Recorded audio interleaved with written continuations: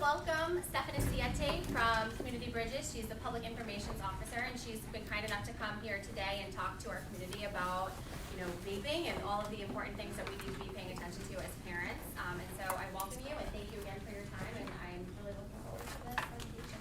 Thank you. Good morning. How are you guys doing? Yes. I usually get a good response, and I like that because I realize I'm about to ruin your next hour. By telling you all these awful things that are going on. And that's why I kind of advocated for myself. I hope you'll stay, I want you to listen, because this is a problem everywhere. You realize I'm not going to just talk about vaping. I'm going to connect the dots as I do and talk about all the other drug trends that we're facing out there.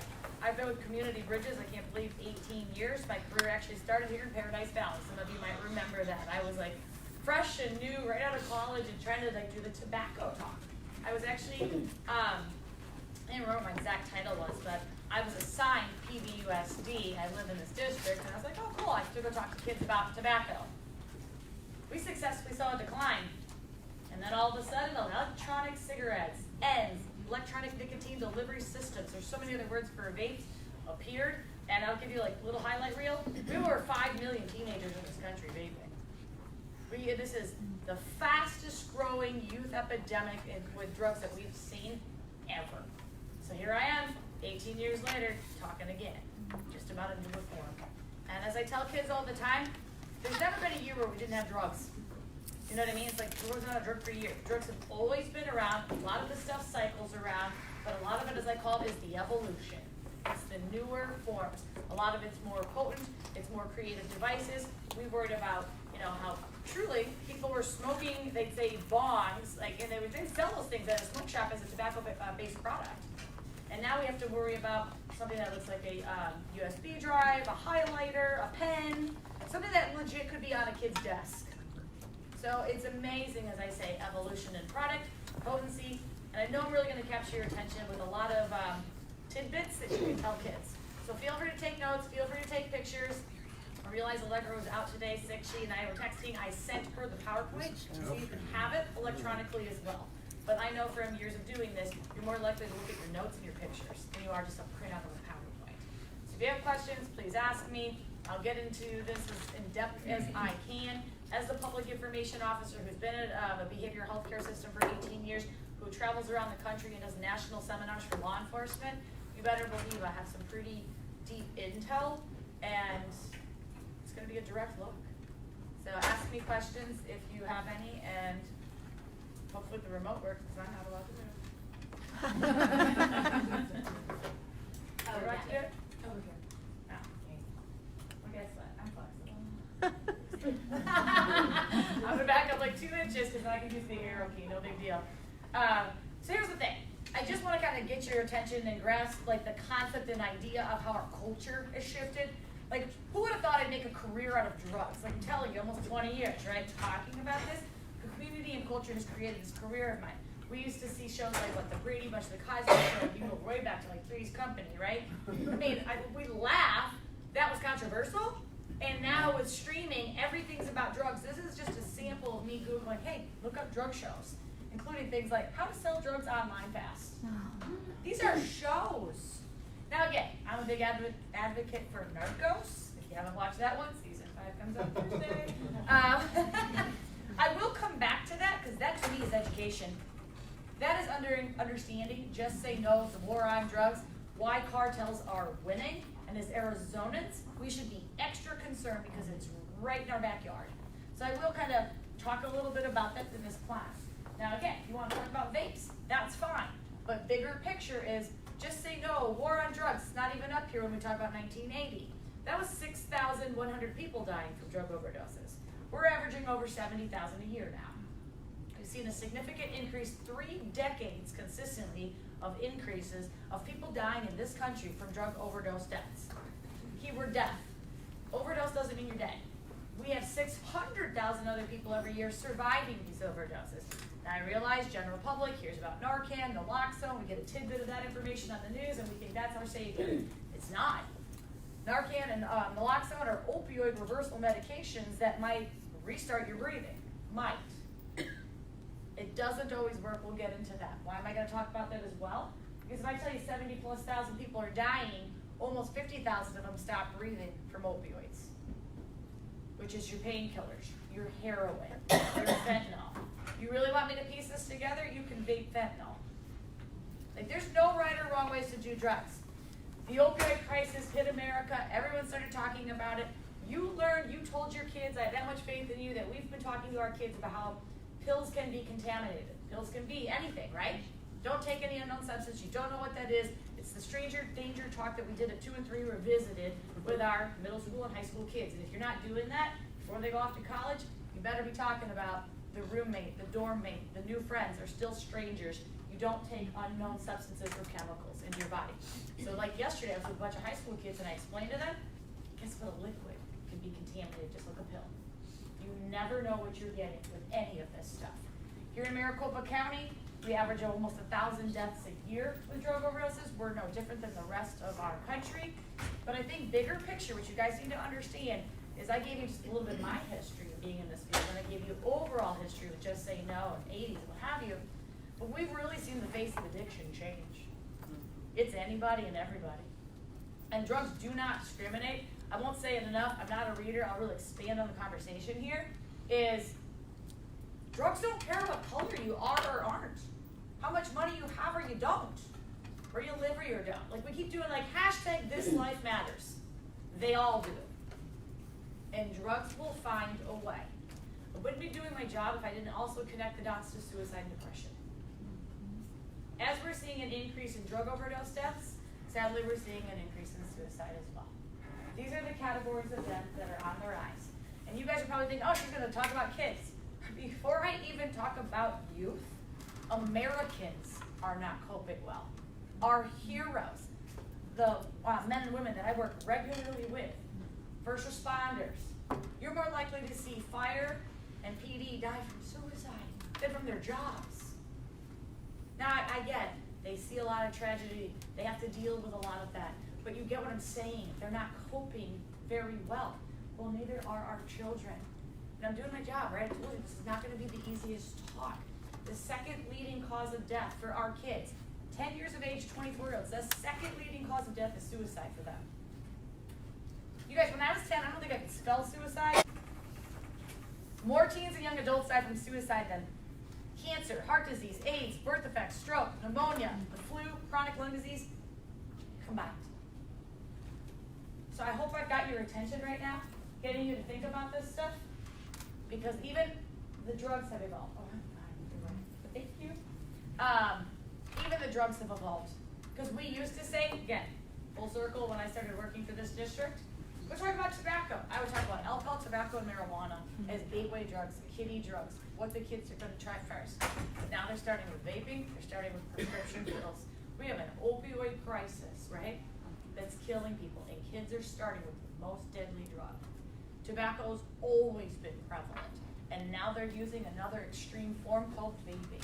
I'll say it now and show it to you later because I really want you to get this. Why is it different? Why is it worse? It's not a safe alternative. I'm so over that. I get where they said, you know, it's here to help, you know, a chronic long-term smoker. That's not a 15-year-old. Somebody maybe who's been smoking for 40 years, looking for a way to try something else. I can get like the theory behind that, but when young teen brain tries to justify that, I'm like, doesn't work like that. We're seeing some of these mysterious lung illnesses, these vaping diseases, kids in the ICU on ventilators after less than 2 years of use. So that 40-year long-term use that was happening with smokers when later in life it was emphysema and cancer is now short-term within 2 years. And I'm going to show you a couple cases. I actually updated my PowerPoint this morning with that kid in Michigan who had the double lung transplant and a 10% survival of vaping. And I didn't want to tell you how little he used. This is what we're talking about though. You should have clear lungs, you should be able to breathe, right? I show this to kids, talk to them. I understand that they're not long-term thinkers, that they're all invincible, and that they don't watch the news. Yesterday, as I said, I spent the day with high school kids. We need to be the positive adult role models and talk to them and show them this and not fear it. So I understand kids are visual. Here I keep saying like shows, and I showed you some of the bad shows. Let me advocate for one that's a good one. There's a show on Netflix called Broken. That's the name of the show. And then there's different episodes. One of the episodes I like that's an hour long is called Big Vapes.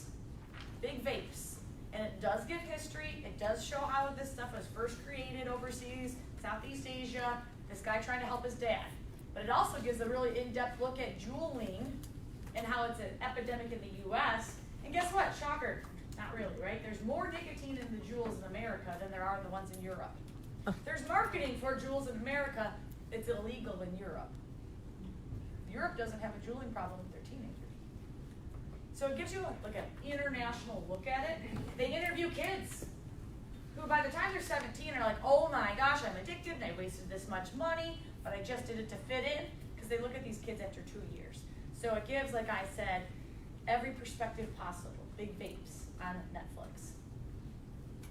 Why do we need to be educated? Why do we need to be talking to our youth? Because this is just a 25-year-old kid. Of course, I'm going to show you the one from your district, Pinnacle High School, 17 years old. She looked just like this as well. Teenagers and 20-somethings, all of us actually, we should be breathing. We shouldn't be on machines learning how to breathe again. Keep calling it an evolution because you get where I'm going with this. It's not just cigarettes, right? Like now we have these different devices that are concealable, and what is it? It's devices that we put liquid nicotine in. So I realize we do this talk, you know, the news covers, guys, the news is 30 minutes. After commercials, it's 24. And then we have what? It's time for 60 and 90-second updates. You're getting an hour out of me that is like, as I tell people, like the glorified news reporter with the in-depth look at understanding how this happened. The news has never spoke about dripping nicotine, have they? They might talk about ICU, ventilator, a case, and someone died. Liquid nicotine is what you put into these products. You drip it in. I'm going to show you pictures. Do you know how damaging and dangerous that is alone? Those little oils that these people are vaping? Oils. Okay, let's just do common sense. I mean, I said it here in PVUSD 20 years ago. It's not healthy to take pieces of paper, roll it, light it, and smoke it. Like, to inhale smoke into your lungs is not a healthy behavior. That's called common sense. But now we see people, I don't care, and if it's THC, if it's the vitamin E, if it's the nicotine, they're burning these thick oils at 450 degrees to get them to what? Mystify or be like a vape, like a humidifier. But if it's THC, and it's nicotine, and it's carcinogens, and it's flavoring, and it's propylene glycol, it's all these nasty things that you're burning at 450 degrees to get to mystify so you can go, that's not a healthy behavior either. Inhaling chemicals at 450 degrees that are going to recool and re-solidify in your lungs, blocking the lungs' ability to do its job, which is breathe. That's why it's happening so fast. And they're used in these devices. Hence the evolution of vaping. You're going to see things like I said, the USB drive looking ones, the highlighters, Juuls and Sorens and pens. There's puff bars now, which is basically, I'll show you a picture, identical to a Juul. Again, I'm kind of jumping ahead, but I'm going to put it all together for you. That ban that happened with flavored nicotine is, I don't hesitate to call it a joke. It's a partial ban. It doesn't restrict much. You're grandfathered in if you're 18, 19, or 20. Meaning, are you 21 to buy? Not if you're already 18, 19, or 20. Not if you're military. It restricts cartridges, not the new stems that they put in pens. Not any of the refillable dripping. None of that's banned. It's a joke. I've said it, I'm trying to enunciate so you hear me. ENDS, Electronic Nicotine Delivery Systems. So if a child says to you, it doesn't contain nicotine. Well, it delivers nicotine electronically with batteries. This stuff heats up and can blow up. Chemicals that we've talked about. You'll hear in that show, Big Vapes, they talk about over 22,000 brands. Companies that sell the 7,000 flavors. I couldn't come up with 70. You know what I mean? And here's the thing, let's pause right there. Back in the day, when people were smoking tobacco, there wasn't a choice of flavor, it was tobacco. No disrespect, mom was a smoker, it stunk. It has a distinct smell, and you knew it. It was either tobacco or menthol, and it's not a fragrance people enjoy, it stunk. Well, welcome to today, where now the kids are enticed because they smell like a Fruit Loop. They smell like an Oreo. They smell like a kiwi. True story, right? 7,000 flavors. Think about this right now. We're in a school. We're in a school district. You still can't light up a cigarette in the middle of class. Well, where are they vaping? In class. In the class. In the hallway. In the bathrooms. So we've increased the frequency of use. We've increased and appealed to more people because we're flavors. And now the younger kids, we got 10-year-olds doing it. We got high school kids selling it to the middle school kids. It's getting in their hands. And remember, I went back to dripping. I went back to liquid format, right? Historically, when you were done smoking, you were done with a cigarette. Do you know that one pod, I'll say it, I'll show it to you. One pod of nicotine is equivalent to a pack of cigarettes. And now when you're done vaping, you're done with a pod. We went from done with a cigarette to done with a pod. Again, watch Big Vapes. They say everything I just said. And they show these kids who realize how much they're using. And even the beautiful 17-year-old girl talks about the best hits as soon as you wake up, because you've been sleeping for so many hours now and you need it as soon as you wake up, so you get the best rip off your jewel when you wake up. They might burn through a pod in a few hours, they might burn through one in a day, but it's a pack of cigarettes. And again, the nicotine is the addictive factor, the propylene glycol, nasty cancerous chemicals, tiny little particles that can get trapped in the lower lobes of our lungs. We'll talk about that. Again, battery operated devices, the aerosol component. I think aerosolization is just too big of a word sometimes for people to say. My point is, that's really more what this is like. We learned huffing was dangerous. Paints, glues, markers, whiteouts, and you inhale those into your lungs, you can block your oxygen and kill yourself. This is almost like an aerosolization, except now we're getting cancer-causing chemicals. We're getting nickel, tin, lead into our lungs. Sometimes trapped in the lower lobes of our lungs with these tiny little particles, whereas I remind you, this is inoperable cancer. We're not treating it. You know, life goals, we don't want to get cancer. No one does. We've got to reduce the risky behaviors that increase the chances of. We can't be afraid to start talking. I just said 10 years of age that they're using. I told you stranger danger was a 2- and 3-year-old conversation. We've evolved, you guys. We need to have conversations with kids earlier and earlier. Here just in Mayo, they talked about chemical injuries, that it looked like people who were vaping had exposures to poisonous gases and toxic fumes. That it evolved so fast. Now, okay, make sense of this. First, over the summer, they say mysterious illness. And the reason they were like mysterious is because most physicians, medical officials, kind of would have thought this looked like the flu. Pneumonia or the flu, right? You looked at the x-ray, you saw the blocked lungs, and you're like, well, shortness of breath, vomiting, fever, fatigue. It's like extreme flu or pneumonia. People weren't info sharing. That's why this jumped from one case to hundreds to thousands really, really fast. Because you'd see some of these cases where one in Illinois had died, 8 had been impacted in Wisconsin, and then Utah was like, we had a case, and they reached out to Wisconsin, and people started talking. Now again, can't be all that mysterious. We see all the effects, they added up, they were dangerous. But again, I gotta go back to saying oils, because the news said vitamin E, they said THC, they said nicotine. What really started to upset me was when people, well, what's the THC ones? It's the bad ones, it's the black market THC. It's burning oil into your lungs is not a healthy behavior. Common sense. And again, I'll show you as we advance. There's no regulation. A lot of this is regulated by the manufacturers, not touched by state or federal regulations. Like it avoids the process. And truth, we will see people take a cartridge and inject it with whatever they want. Welcome to technology, right? Everything's on the internet in terms of purchasing, information, how to create something. You can watch a video on how to. One kid died. Oh my gosh, that's crazy. 8 people in Wisconsin are poisoned. 225 people, 25 cases, or 25 states, we started InfoShare. Oh my gosh, 8 people are dead.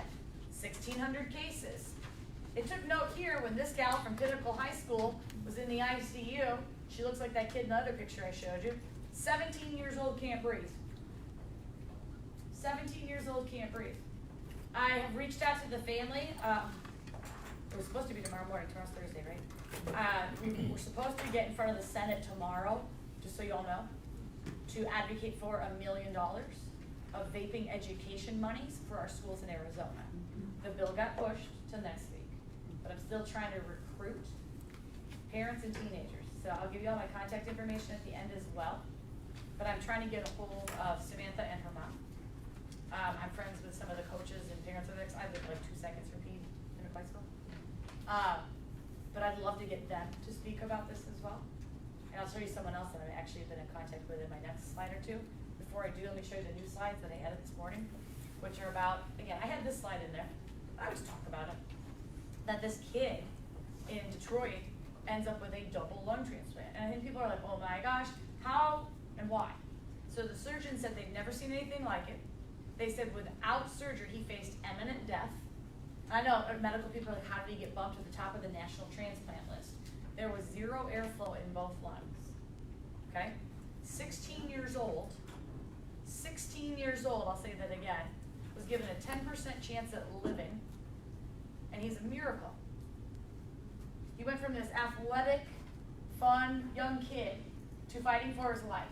Note when he started using. The winter of 2018, he was hospitalized. Surgery was October 2019. Yeah, I would talk to your kids and show them this one. He spent 29 days on life support as a 16-year-old kid, right? He takes 20 pills a day. It was featured in Time magazine. You could just like Google Time magazine and double lung transplant. You'll find it. It was just the other day that they did an update with this kid. Let me show you what his chest looks like right now. The other part of this is you don't just pop into new lungs and go about life. You had to learn to walk again, talk again, daily functions again. How scared is this kid, right? At 16 years old, if you read the Time magazine article, it kind of just goes into depth that he was just curious, that he was just trying it, doing it from time to time. He mostly did nicotine. He did use THC from time to time, but he was mostly about the nicotine, and the Juuls is what really got him into it. He just did it out of boredom, but then he really liked Juuls, and he said, before school starts, I'm gonna quit. He did, but by September, he was really sick. In October, he was in surgery. Again, I know kids don't watch the news, you guys, but how would they not take note of this? I will be at Explorer Middle School tomorrow, scaring all of the 8th graders. What's kind of funny is my neighbor kid is at Explorer, so he was over with me last night. We were watching FBI talking. But it's so cool in between commercials, like, okay, real talk. How many kids are doing it this day? He goes, I'm the uncool kid because I don't do it. I know it because of you. And then I was like, okay, real talk. The suicide thing, he's like, yeah, kids talk about it a lot. I love that I have like exposure to my 14-year-old bestie. Which she's reminded me, like 14 in 10 days, and I have to buy him a Cub shirt and all this stuff. Fine, I will. But I get so much information, and I tell him and show him this. I'm like, you need to tell your friends. He's like, I do. They all know you're coming Thursday. He's like, just don't call me out. And I'm like, are you going to volunteer? He's like, no, just don't call me out. I saw that this has jumped, that it's 60 deaths, but I think a lot of it's just underreported. Do you know what I mean? We don't really know for sure. And I think a lot of people, I mean, come on. I think the reason President Trump got scared was because of the we vote, we vape, we vape, we vote initiative, and people say money, money, money. And that's why he changed his mind about the ban. Because there's so much money behind this. I'll tell you right now, Juul, the company, it's like saying like Pepsi or Coke, right? For a soda pop. $10 billion plus company within a year. It took Facebook almost 4 years. Pinterest, Uber, years and years. Isn't that crazy how they just did all this so fast?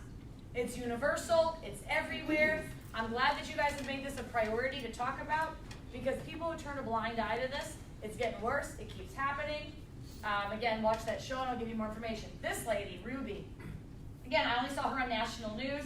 She made the news because she was one of those women who was driving her kid to college, 17 years old. The daughter says, my chest hurts, it's burning. They were gonna go to like a minute clinic and they couldn't find it. So they went to urgent care, thankfully. Kid ends up in the ICU for a week. They said that she would have been on a ventilator, she'd not come in sooner. Well, again, as bad as social media can be, right? There could be some positives. I reached out to her. Go figure, she lives like where my family is not far from in Illinois. We're best buddies now. We always message each other and tag each other on stuff about vaping. She gets in front of the leaders in DC to talk about this because of her national exposure. So I messaged her about my opportunity with the Senate here, and she put me in touch with the people about for End Vaping and Parents Against Vaping. It's a big organization, and they're trying to help us. But it's just been a neat opportunity. I'm glad her daughter's okay, but she was also just another one that this became her issue because of what happened to her kid after using for 2 years. And she was the typical parent who had no idea her kid was vaping, and within 2 years almost died. Like I told you, major decrease in cigarettes, increase in vaping. I mean, that's a jump even in a year, And it is a crisis in America. I mean, it's happening everywhere, but again, you watch some of these shows and you realize, I always question, what is it what Americans need for putting chemicals in our bodies? To feel different, look different, change something about us? That's really my bigger question is, like, why? We'll try to get back to that. I've mentioned dripping. That's what I meant. Taking a little flavorful nicotines that are in tiny little containers that almost look like eyedroppers and dripping it into your product. Now, okay, a Juul is a preloaded cartridge, but you can peel it back, you can inject it, but it's preloaded and it snaps right into place. Some of these other ones like Sorens and Pens and Puff Bars, you're dripping. The thing about dripping, you guys, you might have to pull back a tab that's like the size of a hole's like the size of a nail head. What if you spill? What if you squeeze the drops, and they drip down the side of the product and your fingers touch it? And you don't immediately wash your hands, but you rub your nose, wipe your eyes, you eat your food. We're always touching our face. Everybody was worried. I'm going to talk to you about fentanyl as well, because I think that's so, you just need to know the basics behind that one. You don't just die from touching it, but it's what I just said. Contamination, we're now always washing our hands. Well, then this one, like I said, this one can get poisoned. I'll show you how many kids are poisoned by this. Because now you can think about the situation where dripping or cartridges, all these fun little flavors. Oh my gosh, here comes my mom. And they stuff it in the couch cushion. Then along comes the family pet or the 3-year-old sister. And it smells like Pop-Tarts and cookies, and they put it in their mouth. We've actually had cases here in the valley where pets have died, kids have been poisoned. I love my job, but I'm sad at how many things get sent or texted to me, like, examples. Actually, someone at the gym asked me the other day, so your job is to save animals' lives? I'm like, well, on the side. I was like, oh my gosh, you got that from Facebook. I'm like, I need to post more about people. I go, no, I'm saving lives in general. And I started talking about, I do advocate for the animals as well, because I think we don't connect always on this stuff, about how dangerous things can be. When they keep making it look like that, why wouldn't the kid do it? You know what I mean? Again, another show on Broken, Netflix Broken. Another one's called Edibles. And you know what the biggest point I saw was the lady at the very beginning? She goes, if these are marijuana, like medical products, why did we make the first one a gummy bear? Why didn't we make it something like, she goes, an anchovy or an olive? That's something that's not appealing to a child. But then again, we've even made gummy bear-based nicotine. And all these other flavors, I know that one in the middle almost looks like the Arizona iced tea cans. Oh, yeah. Do you see why you're going to overlook it? Do you see why a kid thinks they can be sneaky and hide this stuff? So a lot of it's nicotine salts or nic salts, which is the processed tobacco leaves. So now you've got even more intensity and potency behind that. But again, you probably wouldn't know the difference by looking at some of these products. The faces, though, that concern me the most are these ones coming up here. You know what I mean? I'm an image person. And when I showed this to kids yesterday, as I'll show to Explore tomorrow, don't be selfish. And I said, because drug users are selfish. I have worked for a behavioral health care system, like I said, for 18 years, and we quickly learn out that that person didn't care about their friend and their spouse and their boyfriend and their husband. They just wanted to feel something different. They used. So I tell these kids, You might think it's funny, it's in your backpack and it's on the floor. You're careless, you're 13, you're not thinking, and along crawls over one of them. How are you gonna feel for the rest of your life knowing you're the one responsible for the death, poisoning, or injury of? We can't be afraid to real talk with them about things like that. Because there's your data. American Association of Poison Control Centers, if you're interested, .org, you can look them up. 54 poison control centers around the country. Look at the calls they get, and this is just the calls that they get. You know that some people go to the ER, some people do nothing. These are just the calls they get, and you can see in 2019 we had the most calls, and if you look at the fine print, more than half the calls they get are for kids under the age of 6. Accidental poisoning happens. So is there a, sorry I'm really harsh, but is there a reason that it dropped from 2014 to 2018? Is there any reason you think that's dropped? I feel like any kind of drug cycle around It's is just what it is.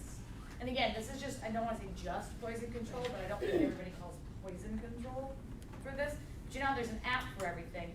There is an app for poison control, so you have it at your fingertips if you ever needed it. So you might want to think about downloading that. I can also show you the texting for smokefree.gov, Truth.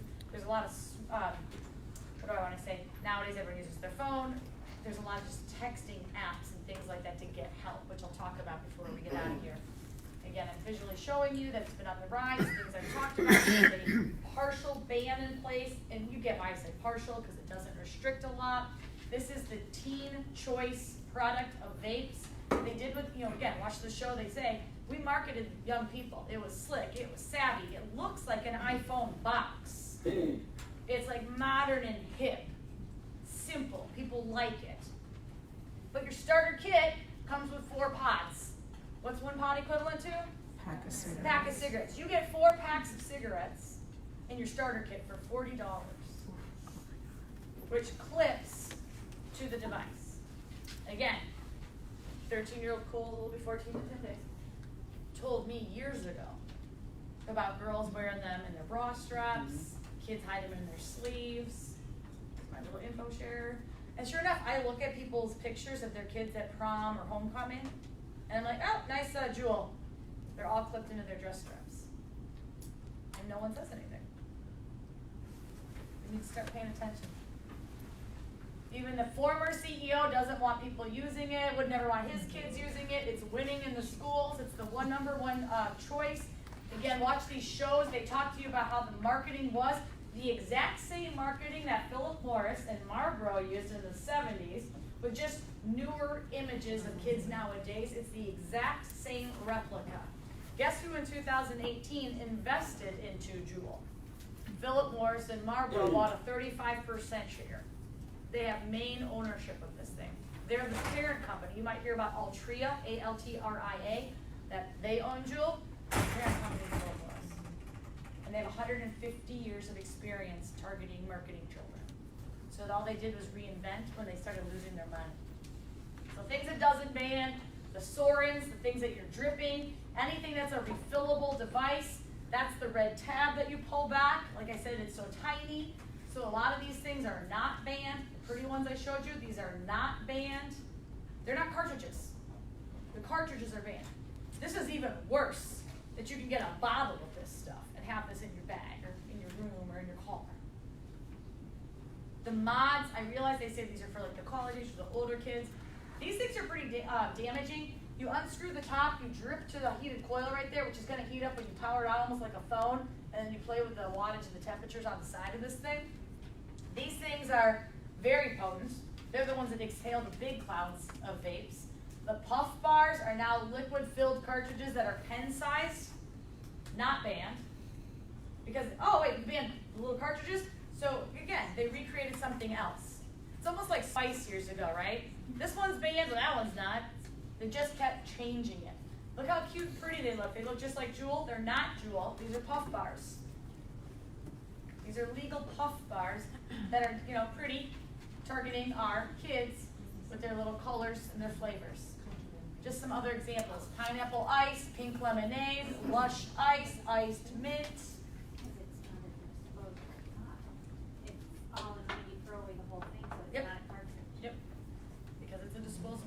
uncontrollable.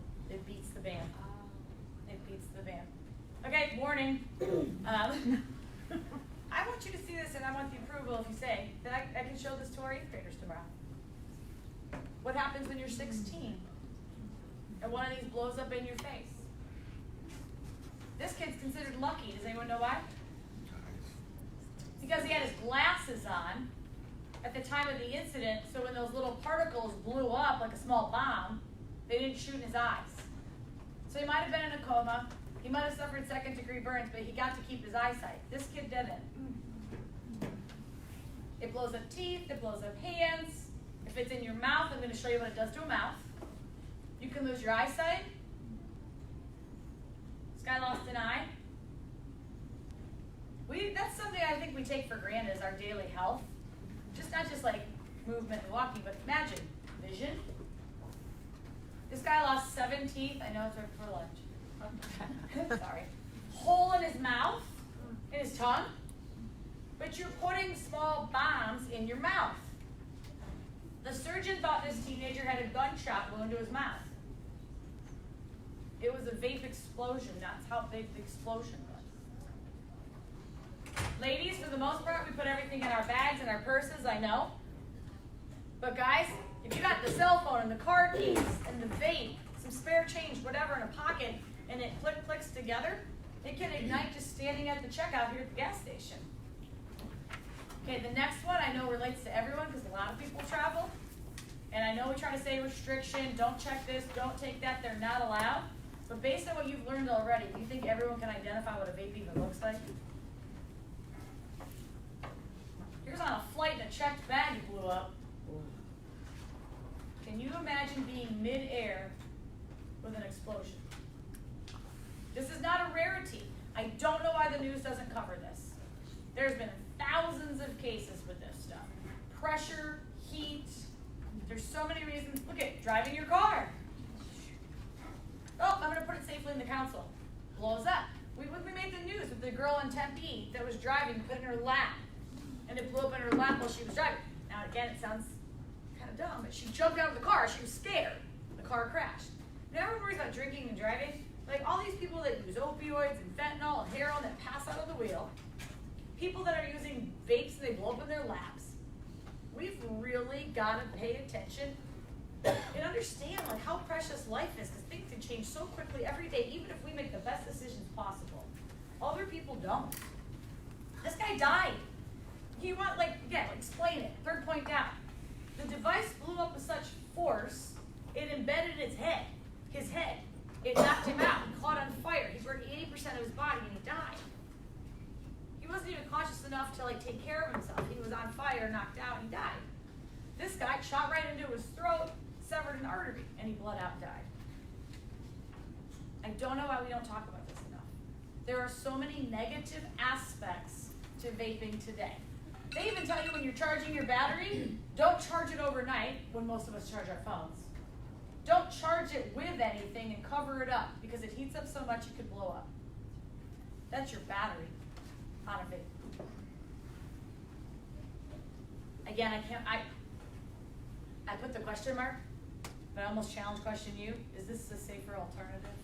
Is this safe in any form? I mean, I've tried to cover as much as I can for you to understand just the nicotine alone, the behavior alone. But then when you compare it to something like marijuana, because a lot of people are vaping their marijuana. Again, let's pause and talk about this, because I know you can go to Sprouts, Walmart, Target, Ulta, and it says we're selling CBD, which is marijuana. I think the only good that's coming out of this is people are starting to learn, as I've always say, the letters behind marijuana. THC, CBD, there are so many different chemicals. And we keep throwing the words medical out. I will say a little bit that CBD, if we regulated, restricted, and wrote appropriate laws, I can see how CBD, yes, is medical. But right now, welcome to America, where federal law says marijuana is illegal. The rest of the country laughs because 30+ states go, well, medicinal, and 15+ states go, well, recreational. And everyone else says, I don't know. Welcome to Arizona, where we don't want you to, distribute it, so we restrict the amount. That's what our law is about. You shouldn't have more than 2.5 ounces of what? CBD,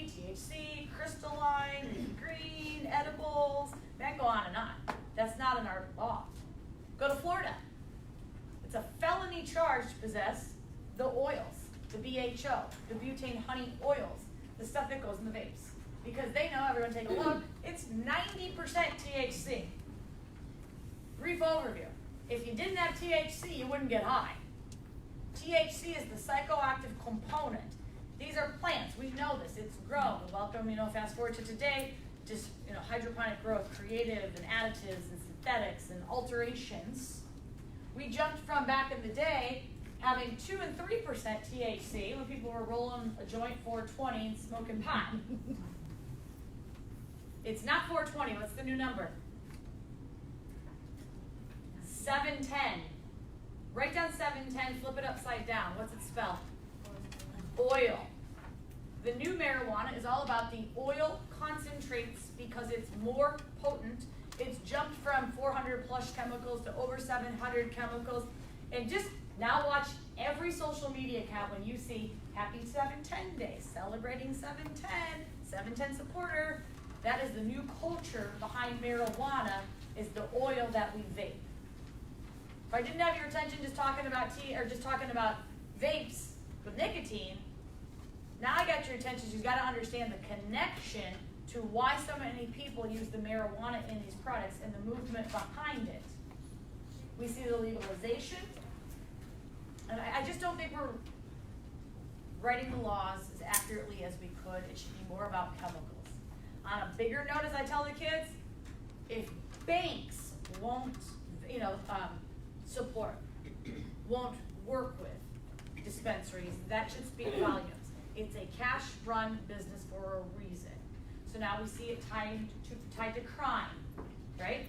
More robberies, more violent acts because of all the cash overflow at these places. So I'm going to put all of this together for you guys. THC up big time in the butter. It looks like honey or butter or wax that you can put in your vape. I'm actually going to show you that this is easily manufactured. The internet teaches you how to do it. If I wasn't enunciating correctly, THC, the tetrahydrocannabinol, is the psychoactive ingredient.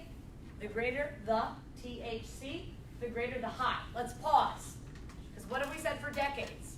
Drugs are mind-altering substances. They didn't alter your mind much at 2%.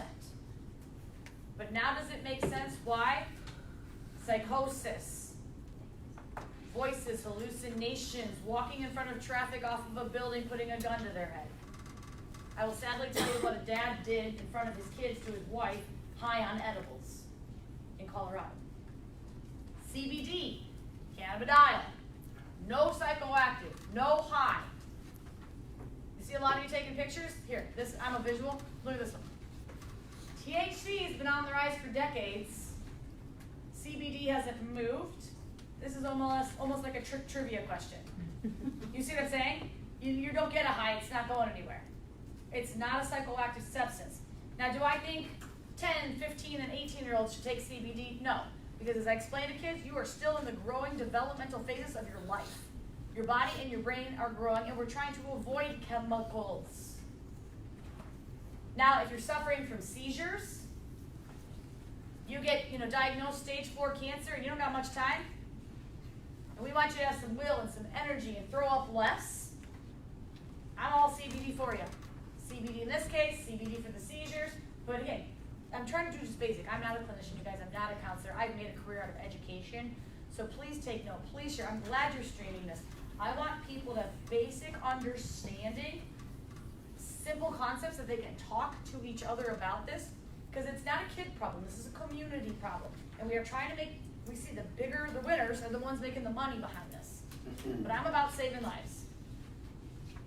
I'm not saying, oh my gosh, no to marijuana. I just think we do an injustice by not explaining it correctly. We should be talking about different chemicals found in marijuana and what they do and they don't do. And THC should be restricted, should be regulated. CBD, that might be the medical direction. Does that make sense? The way I tried to explain this to you guys? Again, federal state regulators rarely test it. The quality control is left on manufacturers. So all dispensary did, all storefront did, was let's kind of buy the storefront image as opposed to the street dealer. It doesn't mean it's safe inside of a dispensary either, because there's no regulation. Does that make sense too? I mean, anybody can open up a storefront. They really, really can. The Journal of American Medical Association said that in 2017, 70% of CBD products are mislabeled. Whatever the saying is, the cart before the horse, right? We're basically, let's make money and sell all the drugs. How about let's get educated and protect our youth, protect our communities, protect our families? Do me a favor, go home and have like family dinner tonight. Talk to them about this. Ask questions. Use the news. Use a TV show. Given this might be because I'm from Chicago, I love tonight's Chicago Wednesday, right? PD fire bed. Why do I say that? I posted that on Facebook a couple of weeks ago. Thank you, Grey's Anatomy, to Chicago Med, Fire. They've all done shows on vaping. I see head shaking. That's an in right there. You watch that and talk to your kids. And of course, Chicago Med didn't have the diagnosis. I'm like yelling at the TV, vaping! Like that. But that's the whole point, that they were trying to show people that you could misdiagnose it and not know that all these chemicals that are floating around are a dangerous thing. Because look at it. You might take your old school leafy green marijuana. And again, I'm not teaching this. The internet shows you this. DailyDabs420.com, 5 easy steps. Basically tells you how do you get your wax, right? Bottom line, you add some butane to your marijuana. But you gotta cook it on a flame, which, well, common sense says, boom, right? This might blow up. And you don't see people in hazmat gear doing this stuff. A lot of the times it's in an apartment, a small little studio, a dorm, a little room, and then the door opens, or the window's open. What's my point? Change of airflow can cause this thing to ignite. So I'll show you just briefly, or is this a PDF that we opened? Maybe not, I don't know why it's not, I was gonna show you the video, but it doesn't seem to want to play. But bottom line, a guy's got the little torch, he's using the he's like burning everything, he's got the butane, all the marijuana, and his friend opens the door and it blows up, right? It blows up, and I get people go, well, what an idiot, that's, you know, it's his fault. Well, what if someone you love lives above? Because we all know heat rises. This is my concerns when we see apartments, hotels. I'll tell you, 2 years ago on Christmas Eve, one of the largest BHO, butane honey oil, labs in the country was found in a high-rise in Tempe, Arizona. Concerned citizens saw movement. They saw someone moving a couple ovens, plus it smelled weird, so they called Tempe PD. Sure enough, found one of the biggest BHO labs, which would have leveled that building. So now you've just learned that it's more like wax or goo or butter. It's also crystal. You need to understand it's not just crystal meth. Okay, it probably makes sense to you that you can have the format of any drug, yes? Like you've learned now, oils, you've learned pills, powders. This can be cooked to a crystal form so that you can get 99.9% THC, because, you know, 90 wasn't enough. 99% pure, potent THC, which is going to cause that psychosis. Then you get into your edibles. Okay, by looking at all these food products, do you know if they were manufactured with crystalline, liquid, leafy green, CBD, THC? Do you get all the points of the question? Visually, naked eye doesn't see how it was made. You get products that look like we, bought from a bakery. You get products with misleading labels. It's very frustrating that they do consumer confusion by trying to appeal to the general public by showing them labels that look very similar to things that they've seen before. This one tends to get a laugh here on this next one, but my question is, oh, that's not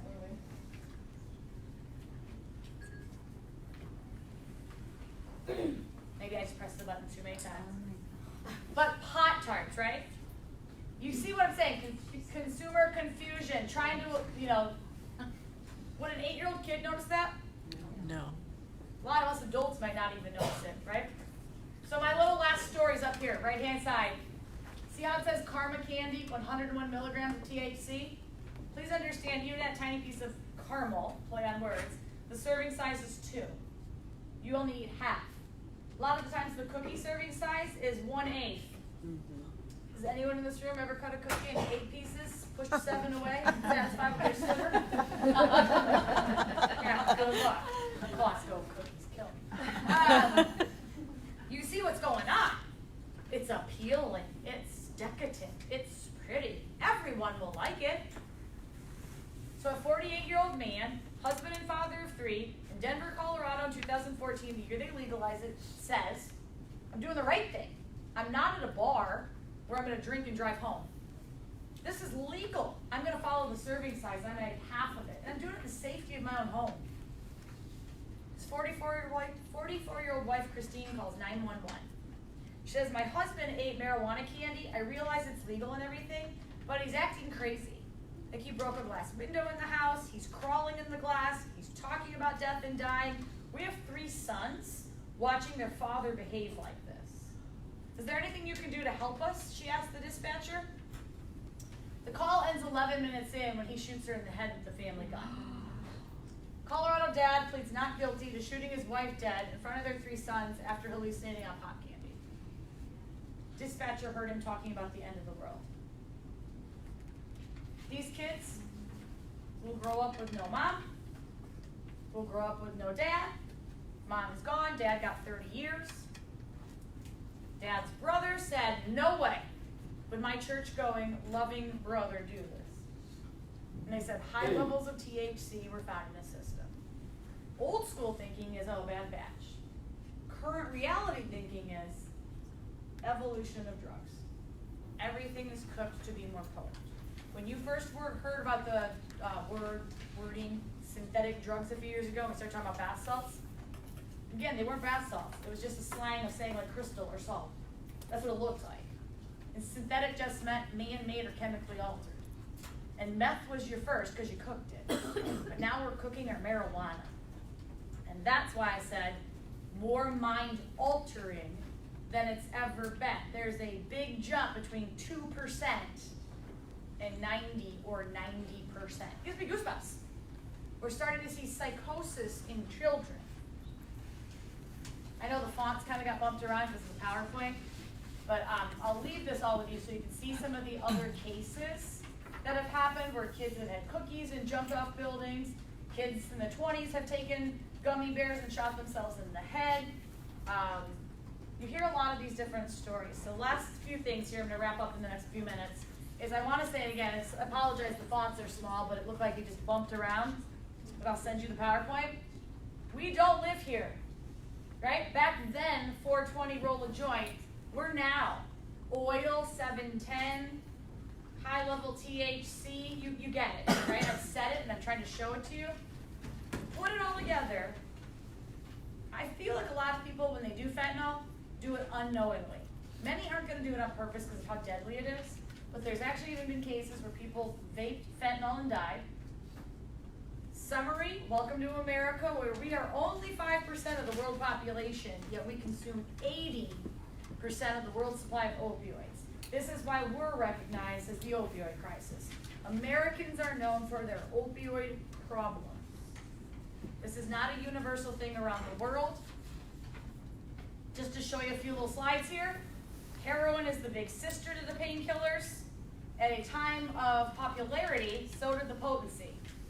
60, 70, 80% pure heroin floating around out there. You could try it once and die or be physically addicted. Sad to say, this picture's from Scottsdale PD. This is basically showing you that it can be pill.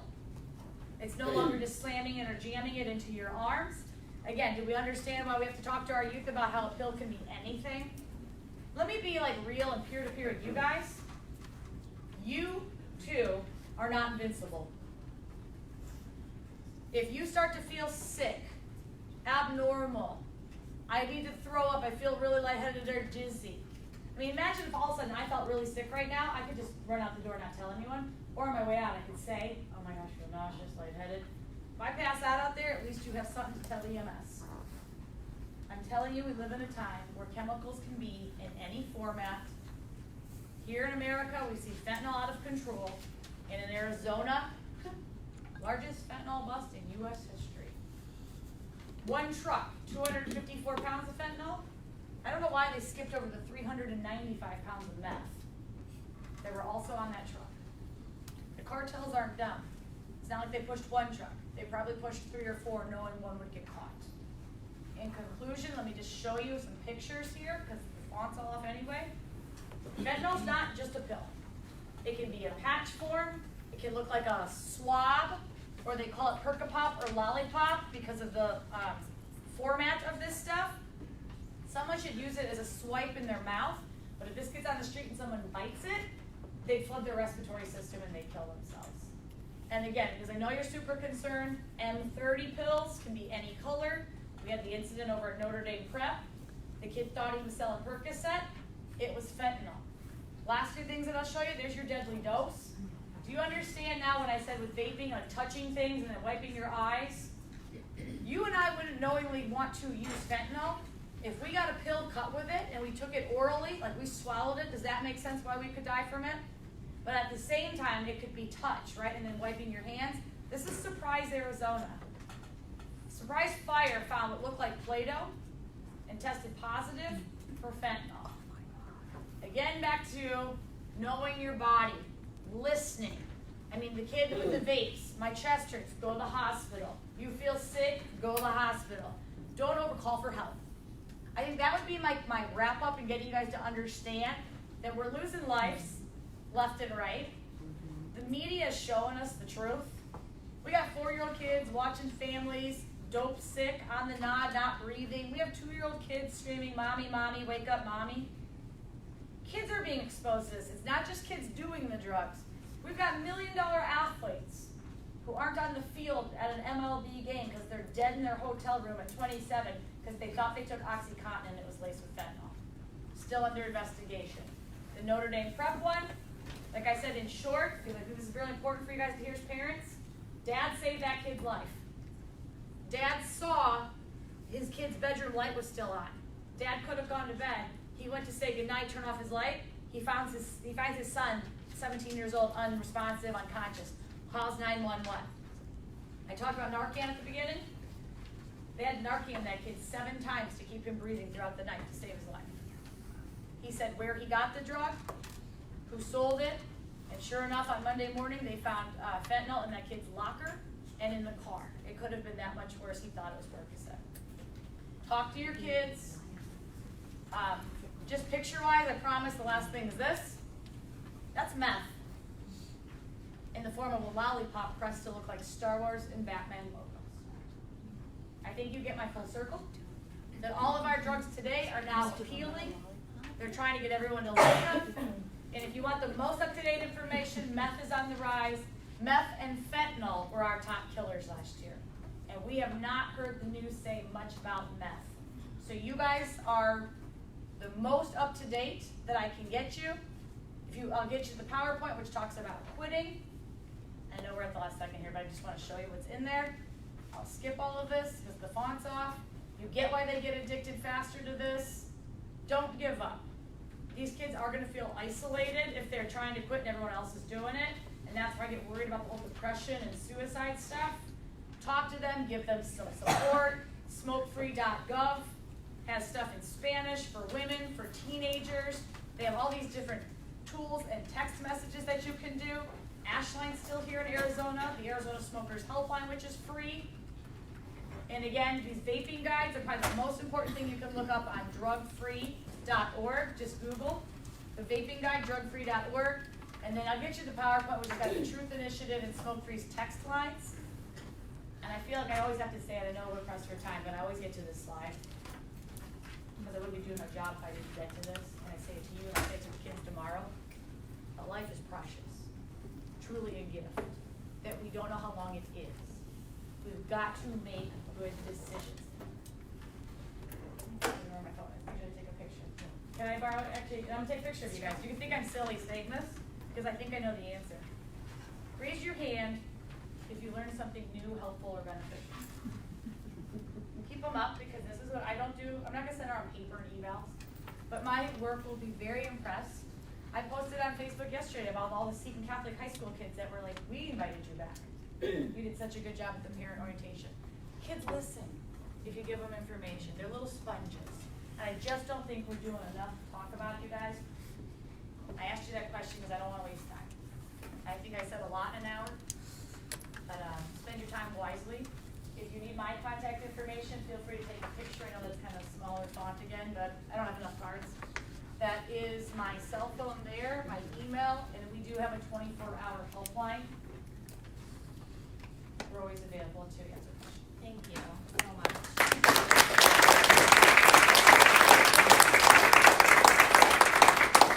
Thank you guys. Any last minute comments or questions while I take this out of here? I just want to say thank you. I've seen you 4 times, and every time I see you, I learn something new. Thank you guys, and I thank you so much, so grateful to have your contact information, because I would ask if we have follow-up questions, which I'm sure that a lot of us do, that we send them to Stephanie, and so thank you again for that, because we do have our state senator here, Senator Heather Carter, who's gonna come and now kind of speak to the policy side of, sorry, we're getting the policy side of things and the legislation that we can kind of, hope to see, and a lot of stuff that she's been working on, because obviously, as Stephanie did mention a couple moments ago, we've got some major gaps that need to be dealt with here. So thank you so much for your time. Thank you for being here today. And if you don't know, State Senator Heather Carter is Arizona Legislative District 15, and most of our schools are right within that district. So thank you. Thank you. Well, good now afternoon, right? And if that talk didn't get you fired up about addressing our youth vaping crisis, I don't know what will. So if you are energized and concerned about what we're doing at the state, that's why I'm here. I'm here to share with you the work that is being done at the Capitol and the work that is not being done at the Capitol. I'm also here to share with you my personal story on trying to fight big tobacco, which is now turned into big vape. I don't know if you guys, just by a quick show of hands, my friend Lisa's gonna get my presentation up. It's just 2 quick slides. I don't know if many of you have had a chance to talk to your kids prior to coming to this presentation today. I hope you go home tonight and talk to your kids. What I hear time and time again, and I too had a daughter in school who has now since graduated, and if you talk to the kids, they will tell you that the statistics are even more alarming than what research shows. For example, when I first started to bring up the issue about teen vaping, people kind of brushed it off and said, oh, that's not happening, that's not a real problem. And not until I introduced a bill and kind of drew the conversation out of the shadows did we start to have a real conversation down at the Capitol. And that was just last year. Last year, when I was working with media to try and get the word out about the work we were trying to do in the legislature, I went to a teen reporter that was at a local university. And that reporter said to me, and we were talking about another issue, and that reporter said to me, well, what other issues are going on down at the Capitol that are really important that I should know about? I said, well, you should do a story on the teen vaping crisis. And he goes, well, we don't have a vaping problem at college. And I went, really? He goes, yeah, because we don't have a vaping problem. He goes, I'll tell you what we have a problem with, juuling. True story. True story number 2. I serve on the Juvenile Justice Commission, and we do the survey every year, and it's usually about a year lag time where we interview many of you. If you hear your kids, they take that big survey of have you ever smoked, have you ever done all sorts of other activities and so forth, just trying to figure out the landscape in Arizona for teen drug use. On there, the question asked, have you ever used an e-cigarette? Our kids are not calling these e-cigarettes. They're calling them anything but. So even just trying to collect data around this issue is a challenge. Last but not least, I was meeting with the Vapor Technology Association. Yes, there is a lobbying committee called the Vapor Technology Association. And they said, you are inflating this problem, this is not an issue. I had 2 students, interestingly enough, from high school that were there in the room with me, and I said, if you just had to guess how many kids in your high school are vaping, you know what the number is, they said? 80%. This problem is pervasive. I used to teach middle school, Greenway Middle School. Actually, my classroom was the last classroom, right as you walk through the gate, right there. I taught there for 6 years. I'm telling you, I've never seen a crisis sweep through our schools like I've seen this vaping crisis. Kids can't even use the restrooms because they don't want to use the vape bathroom. Another school, not in this legislative district, literally locks all the bathrooms because they don't have enough personnel on campus to control the bathrooms. It has become such a crisis that I'm not even sure how we're gonna unpack this. I have a student down in Tucson. I work at the University of Arizona College of Public Health. Student's doing an internship project with me right now. She said, yes, I wanna tackle the vaping crisis, but she said, Dr. Carter, I have no idea that this next generation of kids are now smoking. So when they can't get their vaping products and they need their nicotine fix, we are seeing an entire new generation of kids picking up cigarettes. We have spent decades trying to avoid that. And now what we're seeing is that the industry has taken another generation of kids hostage to nicotine. So I wanna just, I know there was a flipper up here. I got it. Okay, Lisa, I'm gonna go, Lisa, I'll just go all the way through.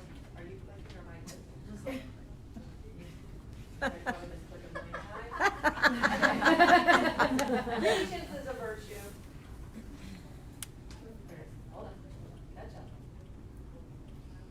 I wanna show you what advocacy looks like. Oh, you didn't put the right one up, but that's okay. That's okay.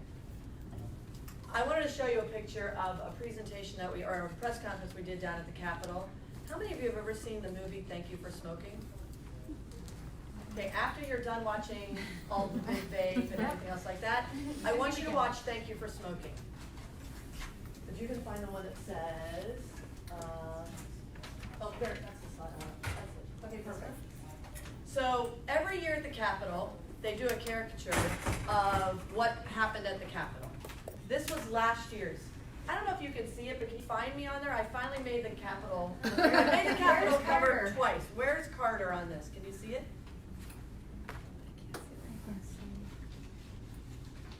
Okay, well, I will save time. I'm on the board, being whatever you're on the rack, okay? Because we were working on a different piece of legislation about extending the statute of limitations for adults who are victimized. Were a victim of childhood sexual assault. Might have heard about that in the news a little bit. But related to what we're talking about today, these are two high schoolers vaping on me. So what has happened is we have found ourselves in a war in the state of Arizona against big tobacco. I have done press conference after press conference after press conference.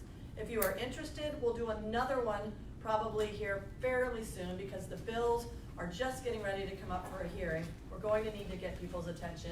We have kids. This is a group of McClintock High School students that came down to testify. Oh my gosh, the one student that was the president, he was the student body president and president of their group of students trying to address the vaping crisis, came to testify in front of a group of legislators, which I think I'm probably the only one that had a kid in school. I'm trying to look through the health committee. And he talked about how they get their vaping products, and he talked about their plug. Have you heard of the word plug? Okay, that's the kid that they're buying, it's the 18-year-old that they're buying it from that comes back and sells it at school. And they talked about all of the different ways they would smoke in class, they wear the hoodie, and I thought the committee's eyes were gonna pop out of their head. I mean, it was just this whole new world. Then, next thing I know, in came the tobacco lobbyists. The tobacco lobbyists are the hardest opponents to all of the legislation we have put forth to address the vaping crisis. Because as you heard, Altria bought 30-some% of Juul, and do you know how much that cost? $13 billion with a B dollars. So this is literally where the tobacco industry is trying to go into a 2.0 version of whatever they can do to make money, and that's to market these products to kids. So here's what's happened, and I'll just leave this slide up there. I've introduced legislation which is the public health solution. I'm gonna try and give you the words that you can use to advocate to try and address this issue from a state level. We do not have a tobacco retail license in place in Arizona. We're one of the only 12 states that do not have one. So the vape shops, the tobacco shops, all of the, no licensing in place. We have a bill to put licensing in place. here's the details. If you are going to advocate to lawmakers or to anybody else that wants to get involved, you have to say, I want the public health solution, not the tobacco solution. Case in point, last year I ran a bill to say we need to increase the smoking age to 21. It's called the T21 bill. The tobacco industry introduced a legislative effort that said, here's the T21 solution we want, but in exchange for giving you that, we want to disallow any schools, counties, cities, towns to do and roll back everything we put in place to keep cigarettes out of the hands of kids. Meaning, no zoning, and the way the bill was originally drafted, you could smoke on school property and we would tie the hands of the schools from allowing them to stop that. Then they said, oh, we didn't mean to do that, we're just gonna dial that back a little bit. So what happens is the tobacco industry comes in and says, we're gonna give you licensing. There's a licensing bill out right now, but it's supported and introduced by the tobacco industry, as opposed to the one introduced by the public health advocates. So you have to say, I want the public health advocate bill, or I want the public health solution to this problem. We have tried to approach this solution from every single different angle. I'll give you the bill numbers in just a minute. But some things you've seen happen at the federal government, I've got a real story to tell you. As you heard, the president came out with a pretty aggressive smackdown of the tobacco industry, saying we're gonna do T21, we're gonna do flavor bans, I might even pull them off the market. I was going back to DC for a conference.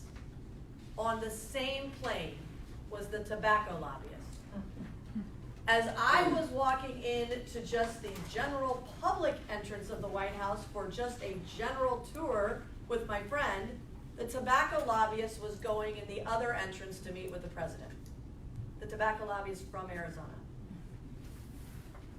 Every time I turn around and have a conversation with somebody, immediately behind me is the barrage of tobacco lobbyists.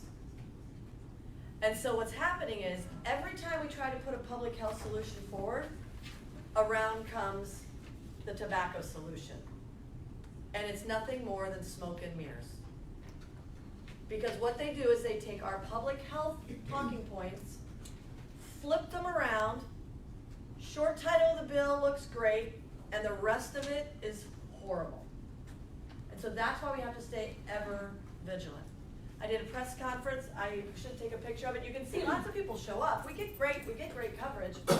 As I was doing my press conference, the vapor technology started a parade of adult vaping circling around my press conference, chanting, as you heard, we vape, we vote, we vape, we vote, we vape, we vote. To which I got really flustered and said, I'll tell you who votes. Moms vote, dads vote, teachers vote, parents vote, and we don't want our kids vaping.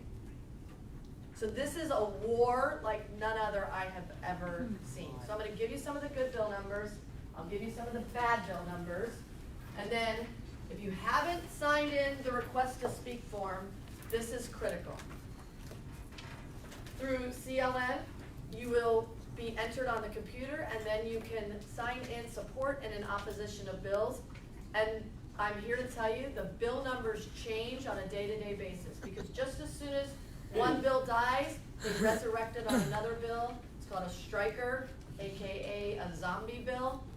We are not safe from big tobacco until we are out of session. The minute we open up session, tobacco's at work. In 2013, in the middle of the night, tobacco carved vaping products out of the tobacco statutes.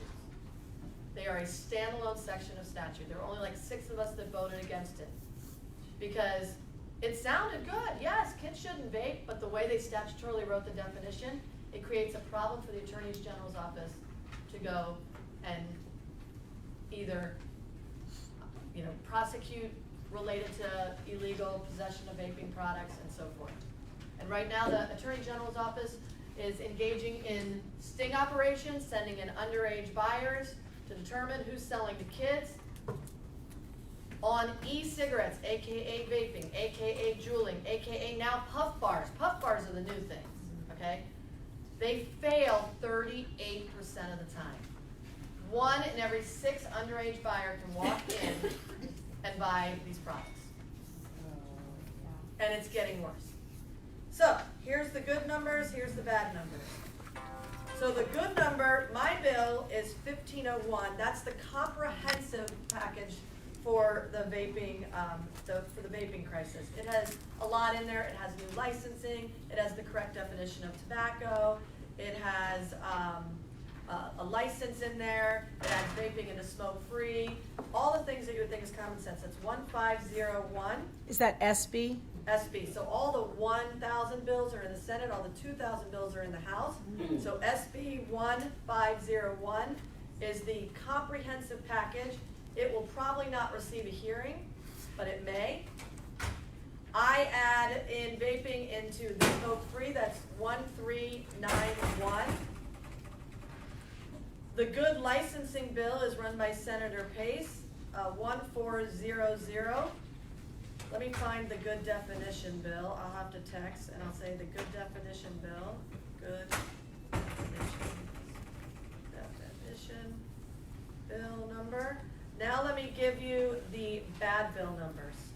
The bad bills, in terms of the tobacco industry solution, in the Senate is 1527. And the bad bill number in the House is 2877. And those two bills are the exact same bill, just one in the House, one in the Senate. So 1527 in the Senate, 2877 in the House. Heather, do you send out this, and again, I know I get your newsletters, but do you send them out in your newsletter? That I says, can. These are things that maybe you want to act upon? I can, yeah. And if you're interested, you can email me at heathercarter@me.com. Just use that, that's my personal email. You can email me and I can add you, just say, can you let me know what the good vaping bills are and the bad vaping bills? So do you do, and again, do you do like, and I don't remember. And the other, yeah. Do you do like the CLN type things, these are coming to be heard now, act now, or? Yes. Okay. I can do that, and through a network of through the American Heart Association, the Cancer Society, and the American Lung Association, can send out action alerts as well. The other good definition bill is run by Senator Kate Brophy McGee, and that's 1401, so that's a good bill as well.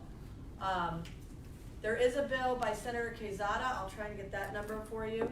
He's trying to regulate where you can and cannot advertise to kids, because many times you'll see this, especially around sort of the west, in his legislative district on the west side of Phoenix, right just west of the Capitol. That's what the district that he represents. He said there's like 6 vaping advertisements on the way to one particular school, because there's no regulation around that. So we've really tried to do something in Arizona. The challenge becomes every time we turn around, it's big tobacco right behind us with their smoke and mirrors, trying to addict another generation to nicotine. And so the only way we've been able to stop big tobacco from getting a foothold any further than they already have is because of parents like you getting involved and engaged, and kids coming down. I've had a group of nursing students come down and stand behind me. They were the group behind me when we had the vape circle that was going around the press conference. If we don't do something, tobacco will. They are working across the country to introduce legislation to make sure that they have a marketplace for their next generation of products. And I wish the previous speaker didn't leave, because I'd like to get her take on this. Today we're talking about vaping. The next thing on the market is the heated products, which is technically different than vaping, because that's what they do. They do a slight innovation in the delivery system, and it falls out of statutory regulation. So that's what happened with the vaping products. They were originally under tobacco.